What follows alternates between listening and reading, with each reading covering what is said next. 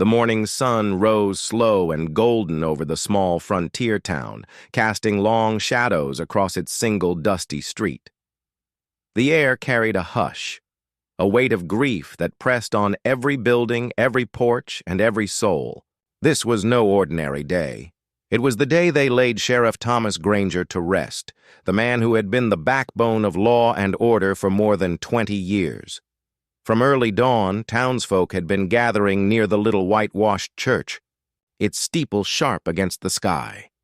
Men took off their hats as they arrived, holding them tight in calloused hands. Women dressed in black shawls and plain bonnets whispered to one another, their voices low and reverent. Even the children, normally restless and wild, clung to their mothers' skirts, sensing that this was not the time for laughter or play. The sheriff's coffin rested inside the church, polished pine wood lined with brass handles. 6 men, chosen from the sheriff's most trusted deputies and closest friends, prepared to carry him to the cemetery at the far edge of town. Their faces were drawn, eyes rimmed red from sleepless nights of sorrow. The pastor, a weary man with silver hair, stood at the pulpit with his Bible, ready to guide the people in prayer and remembrance. As the church bell tolled, the mourners began filing into the wooden pews. Each clang of the bell rang deep, solemn, echoing across the valley. It wasn't just the sound of mourning. It was a reminder of the sheriff's passing and of the hole he left behind in a land already fragile with uncertainty. Thomas Granger had not been a perfect man. No sheriff could be in such a wild place. But he had been fair, steady, and unflinching in his duty. He had stared down outlaws, stopped drunken brawls before they turned into murders, and, in his quiet way, had earned the respect of both settlers and those who had once been their enemies. His voice, calm and stern, had been enough to scatter violence more times than most could count. The procession began with the opening of the church doors. The pallbearers lifted the coffin slowly, their boots thudding against the wooden floor. A ripple went through the crowd, a murmur that fell to silence as the coffin appeared in the light. The pastor raised his hand, offering words of scripture, his voice trembling with emotion. "Though we walk through the valley of the shadow of death," he intoned, "we shall fear no evil, for the Lord is with us." Behind the coffin walked the widow, Mrs. Granger, her black veil hiding her tears. Her children followed, 2 boys and a girl, clutching each other's hands tightly. The townsfolk bowed their heads as they passed, some whispering prayers, others offering quiet nods of respect. The soldiers from the nearby fort stood at attention along the street, their uniforms crisp, rifles gleaming in the sunlight. They had served beside the sheriff during tense years, when conflict threatened to consume the territory. For them, this was not merely a burial. It was a farewell to a man who had been a bridge between worlds, often calming the storms of bloodshed, with reason where violence had nearly won. As the coffin was carried out into the open air, the town fell utterly silent. Even the wind seemed to pause, leaving the banners and flags motionless. A horse-drawn carriage, draped in black cloth, stood ready to bear the sheriff to his final resting place. The coffin was placed gently upon it, and the driver, with a grave nod, signaled the horses forward. The sound of hooves against the dirt road was slow, steady, echoing like a drumbeat of mourning. Behind the carriage, the widow and her children walked, and behind them came the line of townsfolk, stretching far back, a living testament to the sheriff's legacy. Shopkeepers closed their doors, standing outside with hats pressed to their chests. Farmers who had ridden in from the valley leaned on their horses, eyes solemn. Even the saloon, usually alive with noise and laughter, was shuttered in respect. It seemed the entire town had gathered, united in grief, their differences set aside for this one man. Yet beneath the solemn dignity, an unspoken tension lingered in the air. There were whispers, quiet, hushed, but sharp as blades.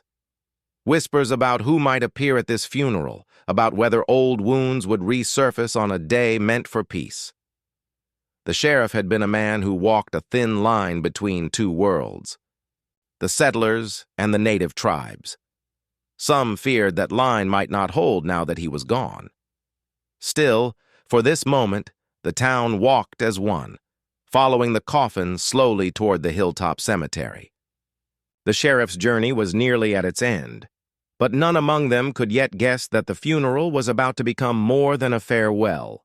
It would soon be remembered for something no one present would ever forget. The procession moved steadily. Along the dusty road toward the cemetery, a trail of grief winding through the heart of town. Hooves clopped, boots shuffled, and the creak of wagon wheels carried the weight of silence. Some wept softly, others kept their faces hard as stone.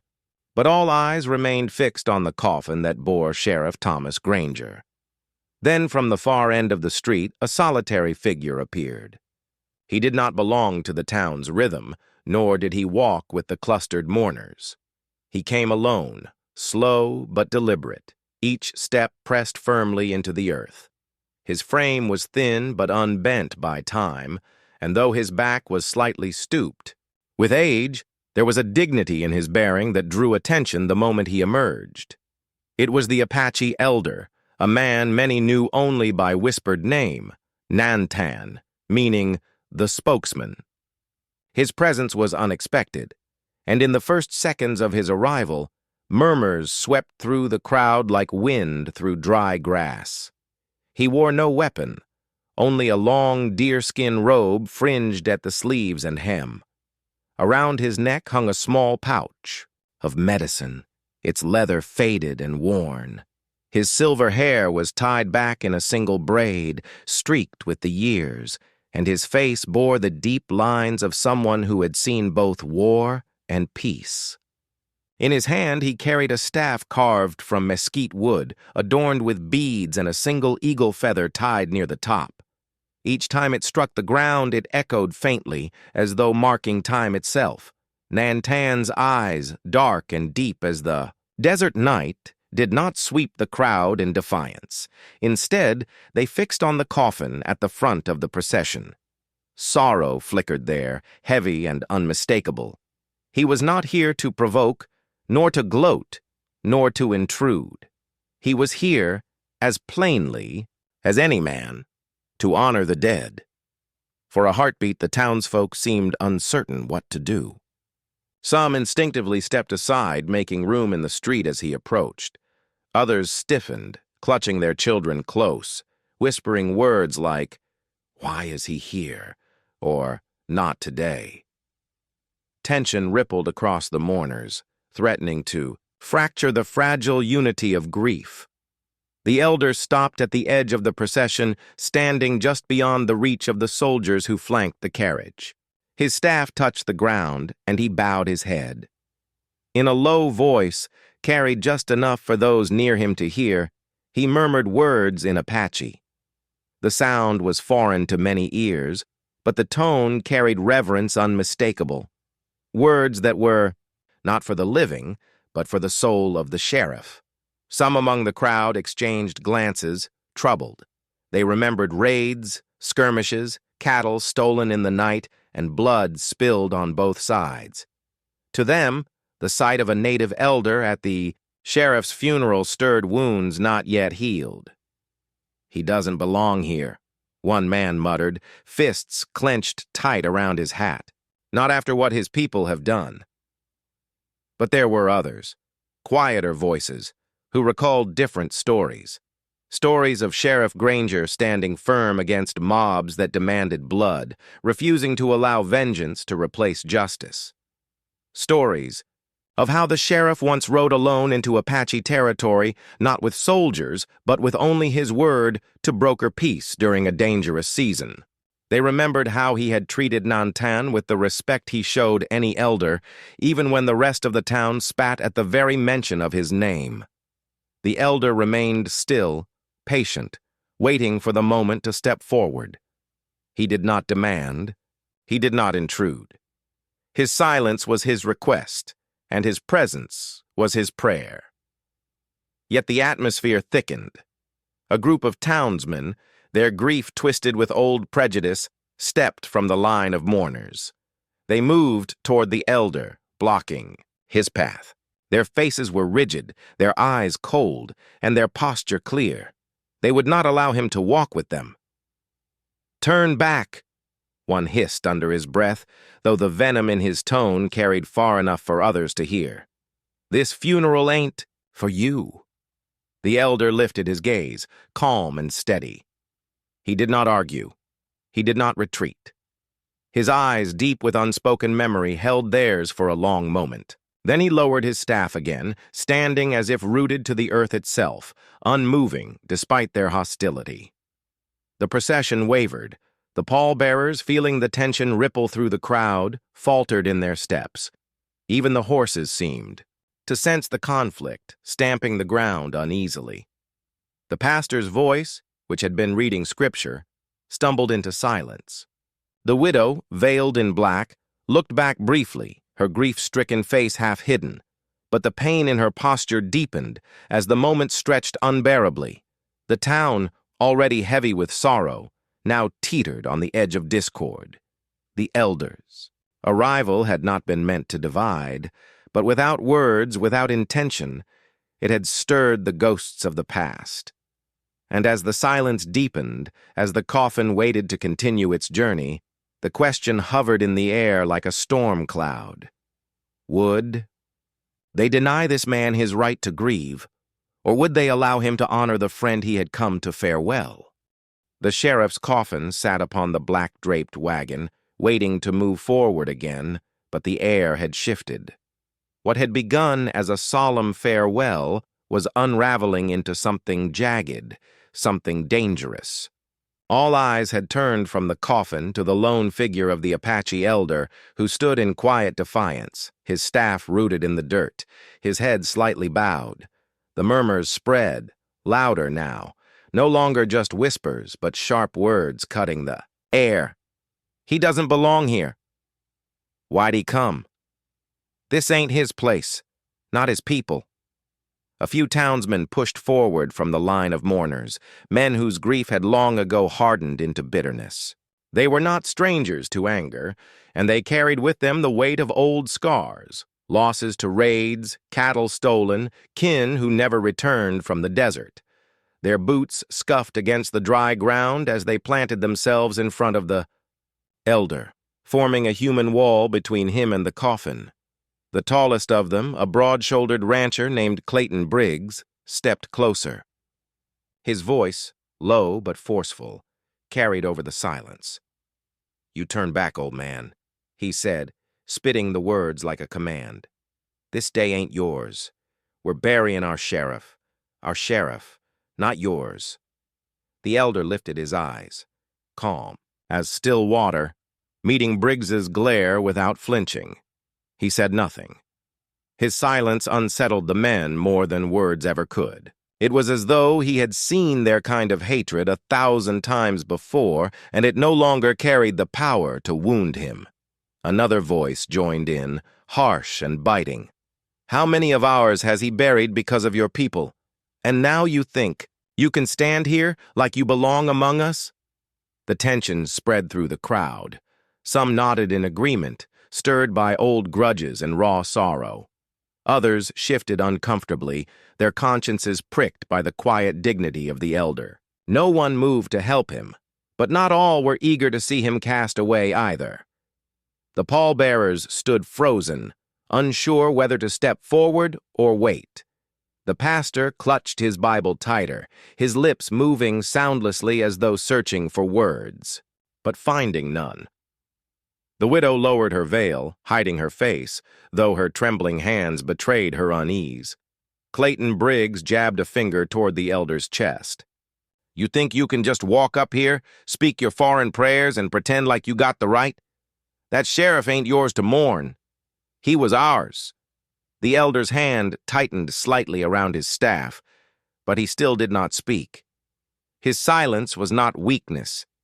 It was restraint. His people had taught him that some battles were not fought with blades or fire, but with patience and dignity. Yet that very silence fanned the fire in Briggs's eyes. The soldiers at the edge of the procession shifted uneasily. They had seen Nanton before, had known him during tense councils when the sheriff himself insisted he be treated as an equal. Some of them looked to their captain for orders, but the officer remained motionless, his jaw clenched. This was not a fight for soldiers, not yet. The crowd thickened with noise. Whispers rose into arguments, arguments into near shouts. A young man, hardly more than 20, called out, "My brother died in a raid 3 winters back. Why should he get to stand here like he's innocent?" An older woman hissed at him to hush, but the words had already struck deep into the hearts of the mourners. Resentment, long buried beneath the sheriff's steady hand, was finding its way back into the open. The elder raised his head fully now, his gaze moving slowly across the townspeople, pausing on each face as though memorizing them one by one. When his eyes reached the coffin, they softened, carrying a grief so raw it needed no words. He took one small step forward. Briggs's arm shot out, palm against the elder's chest, shoving him back. Gasps broke from the crowd. The elder staggered slightly but did not fall. He steadied himself with his staff and looked at Briggs, not with anger but with something deeper, something that unsettled even the hardened rancher. For a moment, the world seemed to hold its breath. The widow's veil fluttered in the breeze. A child whimpered. The pastor whispered a prayer under his breath, and then silence again, heavy and suffocating. The funeral could not move forward, not with this storm brewing in its midst. The elder's presence had become a question no one dared to answer. Would they honor the sheriff's memory by showing the same fairness he had lived by, or would they let their anger disgrace his funeral? The standoff hung in the air, fragile as glass. And in that moment, though no one yet knew it, the silence was about to be broken. Not by Briggs, not by the pastor, not even by the widow, but by someone far greater. The sheriff's coffin still rested upon the wagon, unmoving, while the town stood paralyzed in a silence that felt heavier than stone. The horses pawed at the dirt restlessly, their ears flicking at the rising tension. The sun climbed higher in the sky, casting a bright, unforgiving light on the scene, as if the heavens themselves demanded an answer to the question now hanging in the air. Would this funeral continue in unity or fracture into shame? The elder stood, staff planted firmly in the earth, his weathered face calm, though his presence had become the center of the storm. Before him, Clayton Briggs and the men who had joined his cause remained unyielding, blocking the path with their shoulders, squared and their eyes sharp. The shove that Briggs had given the old man still hung in memory, a line crossed, and yet the elder had not raised his hand in return. He had steadied himself, regained his balance, and now stood as still as a mountain. No one moved. No one spoke. The air quivered with what might come next. The pastor tried to find his voice, lifting the Bible as if it might shield him from the weight of the moment. His words cracked as he began, "Brothers, sisters, let us remember." But his voice faltered under the tension and died before it reached the crowd. He closed the Bible with trembling hands, realizing that Scripture alone could not calm a storm fueled by years of wounds. Near the front, the widow of Sheriff Granger stood frozen in her black gown. Her veil shielded her expression, but those close enough saw her hand clutch at her kerchief, twisting it tight in nervous grief. She did not step forward, did not intervene. Her grief was too deep, and her place was beside the coffin of the man she had lost. Yet even in her silence, her shoulders trembled, as though she feared what would be remembered of this day if hatred triumphed over honor. Children clung tighter to their mothers. Farmers exchanged uneasy looks. Some shifted their boots as if ready to leave, unwilling to stand witness to what was unfolding. Others leaned in, eyes burning with anticipation, almost eager to see confrontation flare into open hostility. The soldiers at the edge of the crowd were caught between duty and hesitation. They had been sent to stand as honor guards, not peacekeepers, but they could not ignore the unfolding scene. A few placed hands lightly on their rifle straps, though none yet dared to lift a weapon. Their captain's jaw was tight, his eyes narrowing as he gauged the crowd. He had served alongside the sheriff, seen him calm disputes with nothing more than reason, and now wished desperately that the man himself could rise from the coffin and command the crowd to stand down. The murmurs grew again, sharper, louder, no longer a background hum but a rising chorus of division. Send him away. Not here, not today. Let him pay respects. Don't you remember what the sheriff said? The arguments cracked the silence, voices pulling the town in two directions. Neighbors who had once shared bread now squared their shoulders against each other. Husbands and wives whispered opposite thoughts. Old resentments bubbled up like a spring too long capped, and through it all, the elder remained unmoving. His eyes were steady, his body still. He seemed carved of the same earth they all stood upon, as though he had rooted himself into the ground so that no force of man or hatred could shift him. The coffin-bearers, caught mid-duty, looked to one another in helplessness. Their hands still gripped the polished wood of the sheriff's final bed, but their feet could not move forward. The weight of the coffin seemed to grow heavier with every passing second, not from its burden, but from the moment itself. Time stretched, unbearably. A crow cawed from the church steeple, its voice harsh in the stillness, before flying off into the blazing sky. Even the wind seemed to have abandoned the town, leaving flags and skirts hanging limp. The tension was not just about the elder's presence. It was about history, decades of bloodshed, broken treaties, and distrust. Yet it was also about the sheriff himself. He had been the one man who had held both worlds in his hands, who had demanded fairness even when others wanted revenge. Now that he was gone, the question loomed large. Would the town uphold the legacy he left or betray it in the first hour of his burial? Briggs's chest heaved with anger, though he did not strike again. He wanted to, his fists curled tight at his sides, but something about the elder's stillness unsettled him. The old man's silence was not weakness. It was a mirror, reflecting back every ounce of shame in the rancher's rage. Briggs turned his head slightly, glancing at the crowd as if searching for reassurance, for the nods and approval of others to strengthen his resolve. Some nodded, some scowled, but others looked away. For the first time, doubt flickered in his hardened eyes. The town stood on a knife's edge, balanced between shame and honor, hatred and respect. It would take only a single word, a single act, to shatter the fragile stillness and decide the course of the day. As the silence dragged on, broken only by the restless stamping of horses and the harsh breathing of angry men, minds began to wander back, not to the present standoff, but to the man they had gathered to bury. Sheriff Thomas Granger.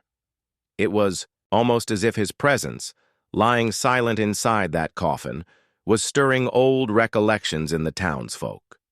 Memories that clashed with the bitterness now bubbling to the surface. One of the pallbearers, Deputy Henry Calloway, felt his grip tighten on the polished wood as a memory struck him.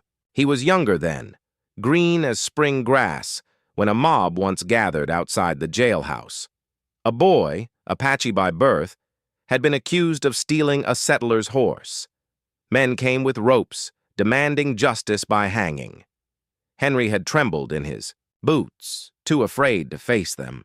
But Sheriff Granger had stepped out onto the porch, calm as the morning sun, and said, "There will be no hanging here today. Justice is not a mob's to take." His voice had been steady, his eyes sharp enough to cut through rage. The mob dispersed that night, grumbling but broken, because no one dared defy him when he drew that line. Later it was found that the boy hadn't stolen a thing. The horse had wandered off on its own. Henry swallowed hard now, shame burning in his chest at the thought of how quickly the town was willing to forget. Near the back of the crowd, Mrs. Whitaker, a school teacher, recalled a different memory. Her little schoolhouse had stood vulnerable at the edge of town, and once, during a tense season, rumors flew that Apaches might raid. Parents threatened to pull their children away. But Sheriff Granger rode out to meet with the elders himself. He came back with a quiet assurance. "Your children are safe. They will not be touched." And indeed, no harm ever came. Mrs. Whitaker remembered how she had seen him shake hands with Nantan, the very elder now being blocked from the funeral. It had unsettled her at the time, but now she realized the sheriff had been right. He had believed in peace when others only feared war. The pastor, still gripping his Bible, found his own memory rising unbidden. He had sat with the sheriff many nights, talking not of law but of life. Granger had admitted the burden he carried, caught between two worlds that refused to trust each other. "It's easier to draw a gun than a bridge," he had once said, staring into the lamplight. "But a gun only ends things. A bridge can last." The pastor's throat tightened now, wishing he could repeat those words aloud, yet fearing they would fall on deaf ears in the heat of the moment. Others in the crowd, hardened men and weary women alike, remembered too. They remembered how Granger had kept the peace, not with iron fists, but with a steady hand and a fairness that seemed almost unnatural in a land soaked with revenge. He had fined white men and native men alike when they broke the law. He had stood in defense of settlers when they were wronged, and he had stood just as firmly for the tribes when the blame was falsely placed on them. He had carried respect not just because he wore the badge, but because he bore the weight of justice equally. Even Clayton Briggs, still blocking the elder with fury burning in his chest, could not keep back the shadow of memory. Years ago, after his younger brother was killed in a skirmish near the river, Briggs had ridden into town wild with rage, demanding to raise a posse and strike back at the Apaches. He could still hear the sheriff's voice, low and sharp, cutting through his grief. "You'll make widows of men who had nothing to do with your loss. Is that the justice you want?" Briggs had hated him for saying it, but the words had sunk deep. And though his anger now boiled again, part of him remembered that the sheriff had been the only man brave enough to stop him from turning grief into more death. The crowd was shifting. Eyes softened, voices lowered. Some looked toward the elder with a flicker of doubt, as if questioning whether their anger truly honored the sheriff's memory or betrayed it.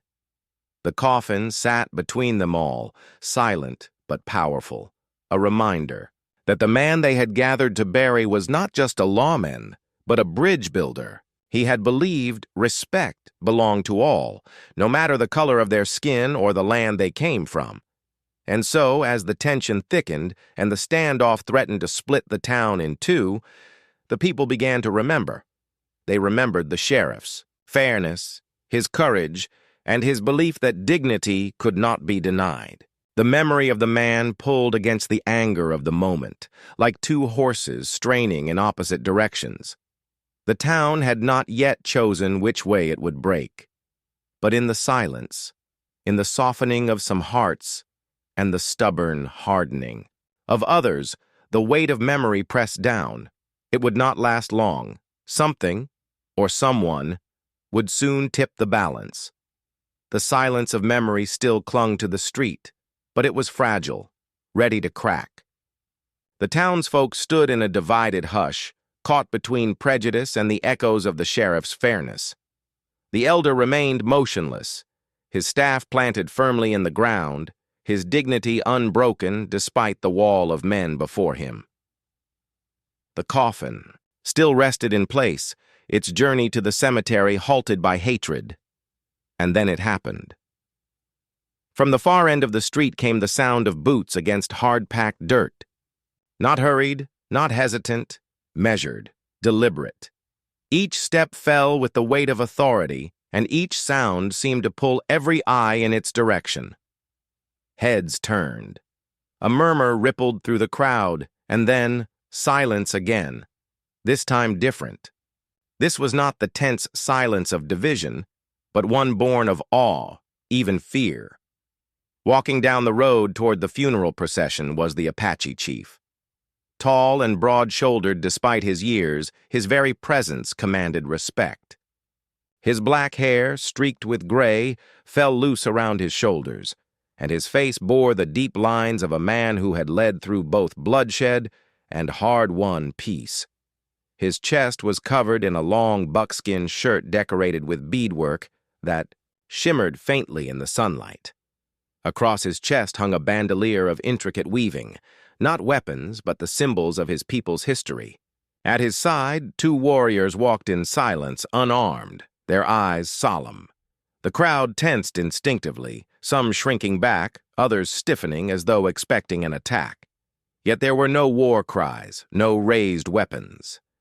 The Apache chief carried nothing in his hands, save for the calm power of his presence. Briggs's jaw clenched, his shoulders stiff as the chief's steps carried him closer. For all his bluster against the elder, even he faltered as the chief's dark eyes fixed on him for the briefest moment. There was no anger there, only the gravity of a man who had seen more seasons than most in the crowd could imagine.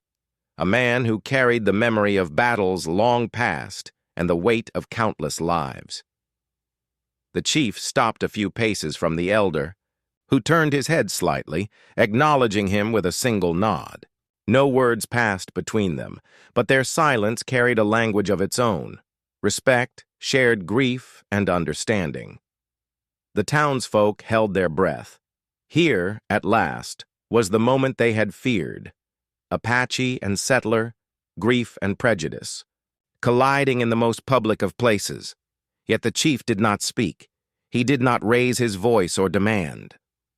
Instead, he stepped past Briggs and the other men who had barred the elder, his shoulders brushing them aside as though their defiance meant nothing. None dared to stop him. He came to stand at the elder's side. Together, they faced the coffin. For a long moment, he remained still. The air thickened again, the entire town waiting to see what this man, leader of the very people many still considered enemies, would do. Some clenched their fists, preparing for insult. Others prayed silently for grace. Then the chief lifted his hand. It was not a weapon he raised, but an open palm, pressed against his chest before extending outward toward the coffin. The gesture was slow, deliberate, unmistakable, a warrior's salute, a sign of honor among his people.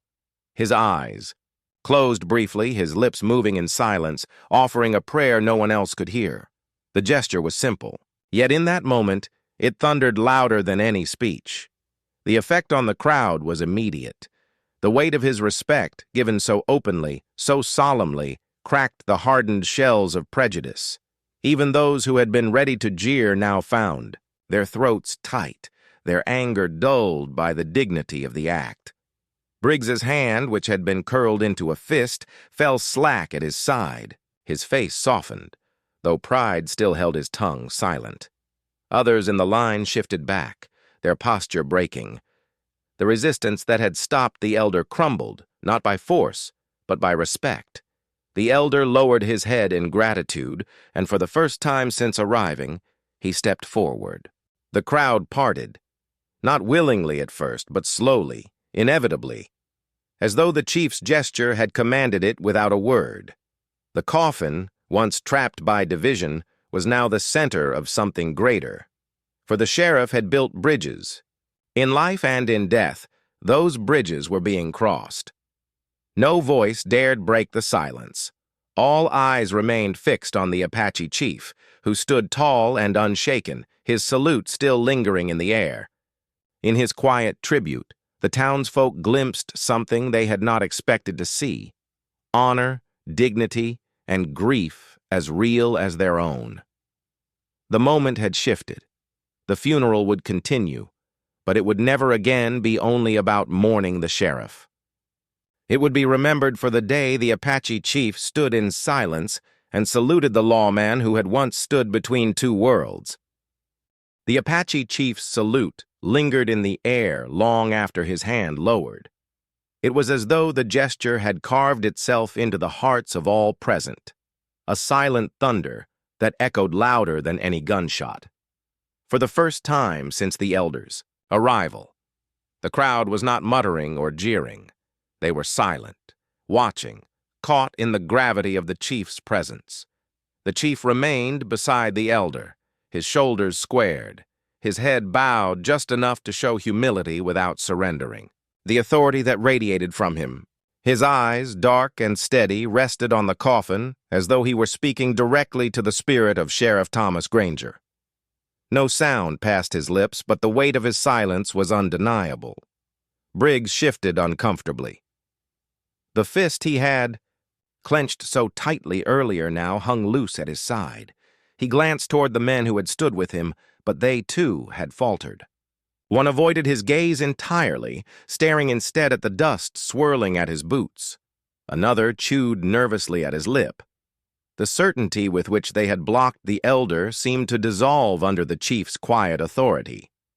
It was not only the men who faltered. The whole crowd leaned subtly forward, as if drawn into the stillness, compelled to witness something beyond themselves.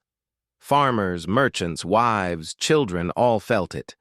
The soldiers, still at the edge of the street, shifted, their rifles onto their shoulders, their rigid stance softening in unspoken respect. Even the pastor, who had moments earlier failed to find words, now lowered his Bible to his chest and bowed his head. The widow, standing closest to the coffin, raised her veil just slightly. Tears traced her cheeks, but her eyes locked onto the Apache chief. For a brief instant, her lips trembled as though she might speak. She did not, but she gave the faintest of nods, a gesture so small it might have gone unnoticed. The chief saw it. He returned the nod, subtle but sure, as though acknowledging her grief and sharing in it. The elder, standing with his staff at his side, straightened now that the chief was beside him. His shoulders, weary from the years, seemed to lift with quiet strength.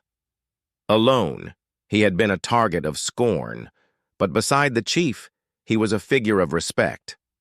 Together they were not intruders, they were mourners, dignified in their sorrow. Time itself seemed to pause. The street, the town, the very sky above felt suspended in that silence. Children who might have fidgeted instead watched with wide eyes. Hardened ranchers who had lived through skirmishes and raids shifted awkwardly, their hearts unsteady. The chief did not move.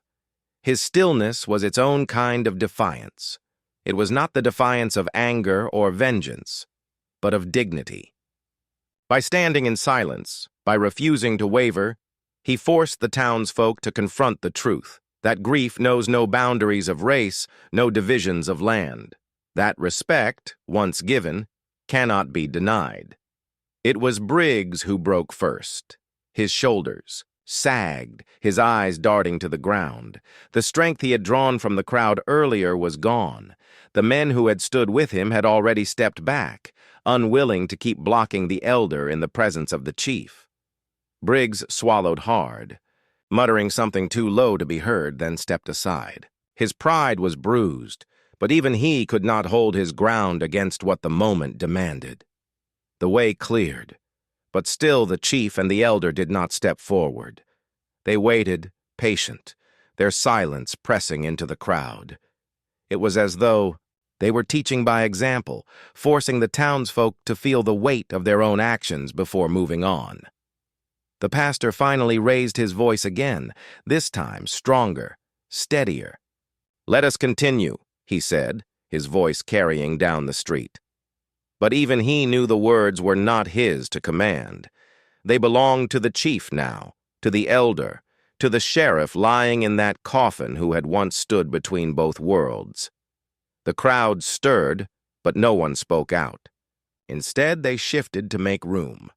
The widow stepped forward, her children close behind, and without hesitation she walked past Briggs and the others to stand closer to the coffin. Her presence, Her quiet acceptance sealed what the chief had begun. The Apache chief finally placed his hand gently on the elder's shoulder, a gesture of strength and solidarity. Together they stepped closer to the coffin. No one blocked their path now. The people parted, giving way, their earlier resistance melting into silence. And so the chief stood still once more, this time at the coffin's side. His silence was no longer defiance, it was respect. A respect so powerful, it had silenced an entire town. What began as tension was becoming transformation. The funeral was no longer halted, it was reborn. The Apache chief's hand had fallen back to his side, but the power of that single salute lingered like thunder after a storm. It was not the kind of moment that passed quickly. It pressed itself into the hearts of everyone gathered, reshaping them in ways most had never expected. For the people of Dry Creek, honor had always been measured in familiar terms: a firm handshake, a man's word, a rifle held steady in defense of one's land. Few had ever thought to recognize honor in their neighbors across the desert, in the people they had so often painted as enemies. Yet here, before the coffin of Sheriff Thomas Granger, that narrow vision cracked open. The salute had made it impossible to deny. It was not loud. It was not long. It was not wrapped in speeches or ceremony. But that was precisely why it carried such weight. The gesture was stripped of all performance. It was real, genuine. The silence deepened after it, heavy and alive. It was the kind of silence in which men remembered battles they had fought, words they had spoken, and grudges they had clung to.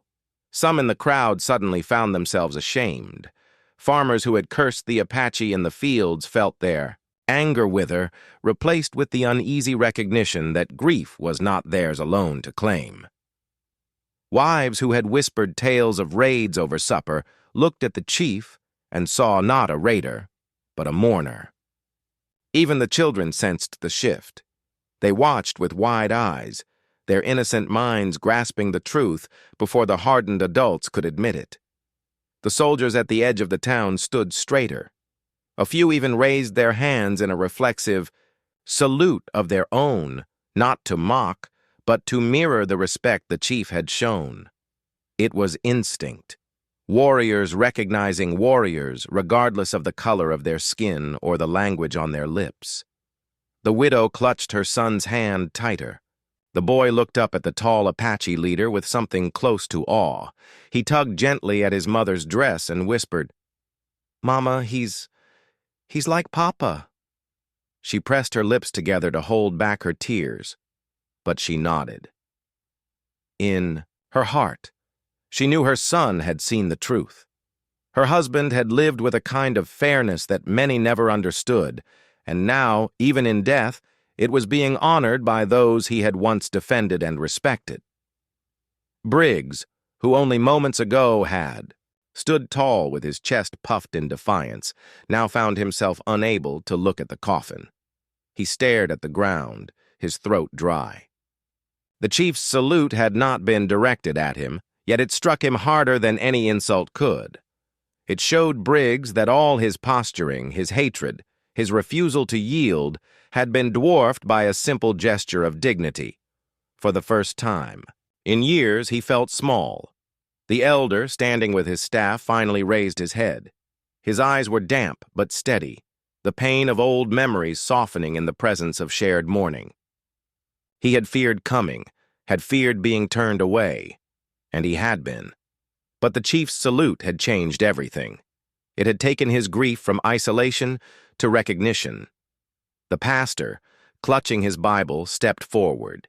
His voice wavered at first, but then grew stronger as he spoke. Today, we bury a man who served not just this town, but the truth of justice. Sheriff Granger kept peace when others only sought conflict. And now, we see, even in death, the bridges he built remain. He paused, then lowered his head. Let us walk together, as he would have wished. The words would not have carried weight without what had come before. But after the salute, They rang true. The people nodded, quietly, humbly. Then came something no one expected. A woman from the crowd, clutching her shawl tight around her shoulders, stepped forward. She bowed her head toward the elder, whispering just loud enough for others to hear. "I'm sorry." She said no more, but the words spread like sparks in dry grass. One by one, small gestures followed. A man touched the brim of his hat toward the elder. Another shifted to give him more room. Even those who could not yet speak their remorse lowered their eyes, their rigid hatred bending, if only a little. The chief remained silent, but his silence was no longer heavy. It was full of meaning, full of presence, full of a respect that no one dared dismiss. The coffin, once halted, was ready to move again. This time, however, it was no longer just a funeral procession. It was a march of transformation, the first steps of a town learning, however slowly, to see past its prejudice, and all of it had been sparked by the salute of one man who chose silence over words, dignity over division. The Apache chief's hand had fallen back to his side, but the power of that single salute lingered like thunder after a storm. It was not the kind of moment that passed quickly. It pressed itself into the hearts of everyone gathered, reshaping them in ways most had never expected. The moment the salute ended, it was as though the town had been remade. The tension that once clung to the air gave way to something quieter, heavier, yet strangely peaceful. Sheriff Thomas Granger's coffin waited at the center of it all, resting upon the shoulders of four men who now glanced at one another, uncertain if they should move. The silence stretched, asking for someone to lead. It was the widow who stepped forward first. Her veil drifted in the wind as she placed her hand gently on the coffin's edge. "Take him home," she whispered, her voice trembling but sure.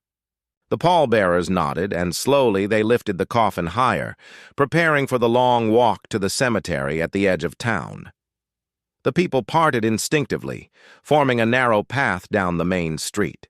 Dust rose as boots shuffled back, hats lowered, and heads bowed. For the first time that day, no one questioned who should or should not be present. All eyes remained fixed on the coffin and on those who walked beside it. The Apache chief stepped forward, placing himself just behind the widow and her children. He did not speak, nor did he need to. The elder joined him, leaning on his staff but keeping pace. Together, their presence transformed the procession.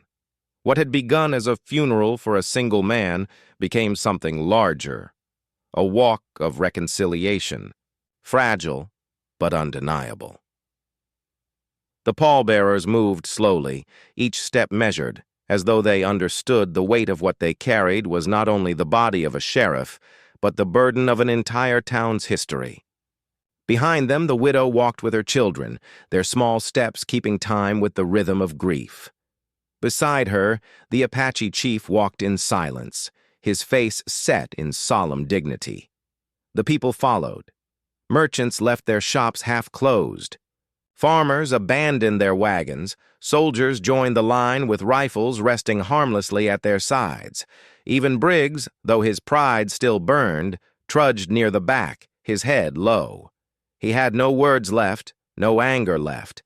Something had broken inside him, though whether it was shame or awakening, only time would tell.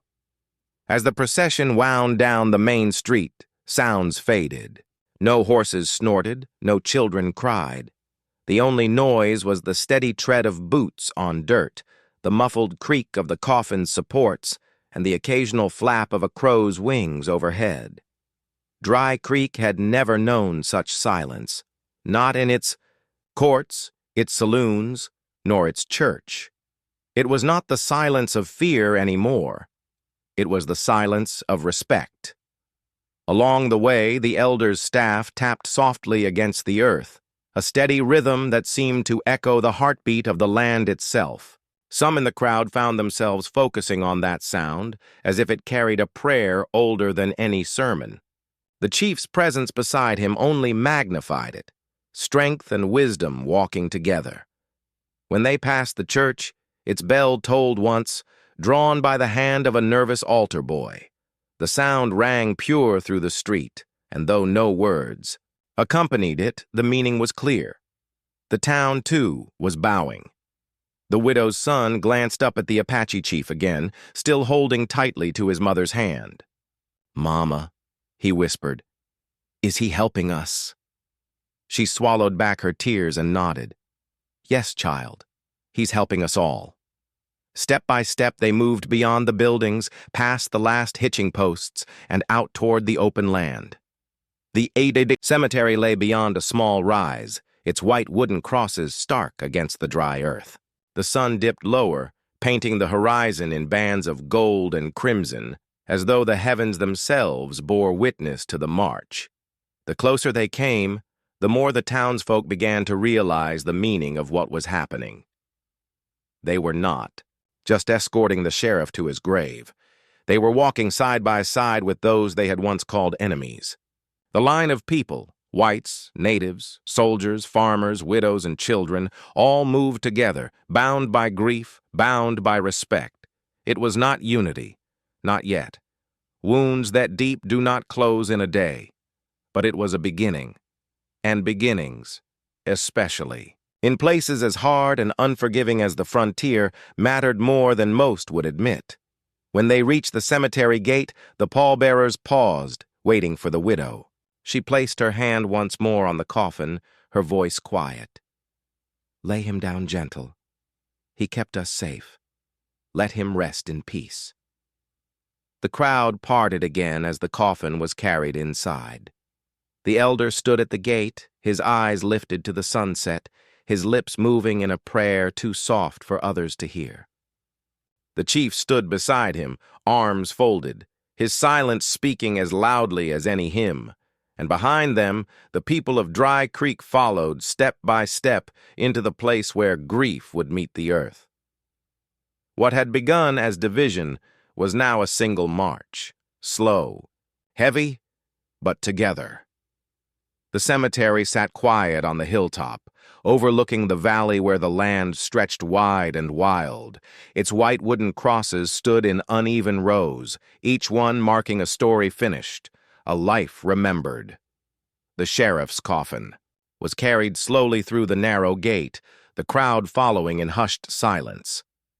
The pallbearers set the coffin down beside the open grave, the earth freshly turned and waiting. The pastor stepped forward, his Bible trembling slightly in his hands, though not from weakness. His eyes swept across the gathering, townsfolk, soldiers, widows, children, and standing as equal mourners, the Apache chief and the elder. For a moment he struggled with his words. What could he say that would hold together so many lives, so many histories in one prayer? At last, he spoke. "Today, we lay Thomas Granger to rest, not only as our sheriff, but as a man who held this town together through storms of lawlessness, fear, and blood. He was a bridge when none dared build one, a shield when many of us faltered, and a voice of fairness when silence would have been easier. May his rest be as steady as his hand, and may his memory guide us forward." The people bowed their heads. The widow's sobs were muffled beneath her veil, her children pressing close at her sides.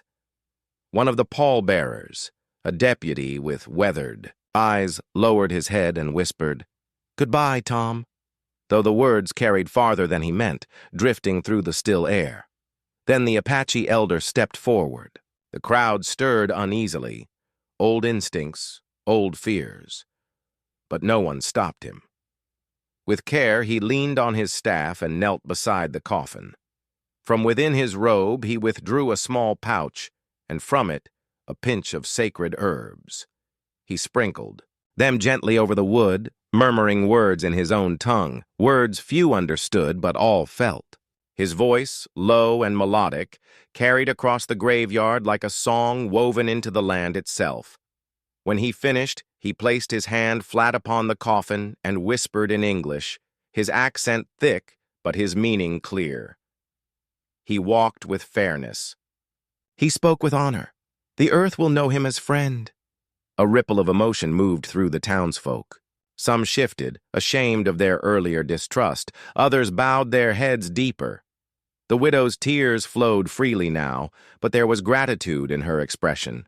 She had not known what to expect from this moment, but somehow it felt right. The Apache chief stepped forward next. He did not kneel or speak long. Instead, he stood tall, raised his hand in a salute once more, and let silence carry the meaning. Then he stepped back, his presence as firm and unshaken as the mountains in the distance. The pastor cleared his throat, his voice soft. "We will lower him now." The ropes groaned as the coffin was lowered slowly into the grave. Dust and dirt crumbled from the edges, falling like muted rain onto the wood. The widow bent to gather a handful of soil. Her children did the same, their small hands trembling. One by one, they let the earth fall, soft thuds echoing like a final farewell. Then something unexpected happened. The elder, still standing nearby, reached down and gathered a handful of soil as well. He cast it into the grave, his gesture deliberate and respectful. For a heartbeat, the world seemed to hold its breath. And then the townsfolk followed. One man after another, one woman after another, each stepped forward, taking a handful of earth and letting it fall into the grave. Farmers with rough hands, merchants with fine clothes, soldiers in uniform, all moved together, their differences washed away by the simple act of returning the sheriff to the ground. Even Briggs, bitter and reluctant, stood at the edge of the grave. His hand shook as he bent for the soil, his jaw tight. He let it fall, barely audible, but it was enough. Enough to show that even he could not stand apart on this day. By the time the grave was half filled, the sun had dipped low, setting the sky ablaze with orange and crimson. The pastor closed his Bible and spoke once more. "From dust we came, and to dust we return. May his dust rest among us all as a reminder that though we are many, we share the same earth, the same sky, and the same fate." The people stood in silence. Some wept openly, others held their grief inside, but all felt the same weight in their hearts. Sheriff Granger was gone, but his legacy had grown into something greater than one man. The widow turned at last to the chief and the elder. She removed her veil, revealing her face streaked with tears, and said softly, "Thank you for honoring him." The elder bowed his head. The chief placed a hand over his chest and answered in quiet English, "He honored us. We honor him." With that, the ceremony ended. The people drifted slowly back toward town, the sunset behind them, their footsteps heavy but unified. For the first time, Dry Creek carried not just grief, but the faint, fragile seed of understanding.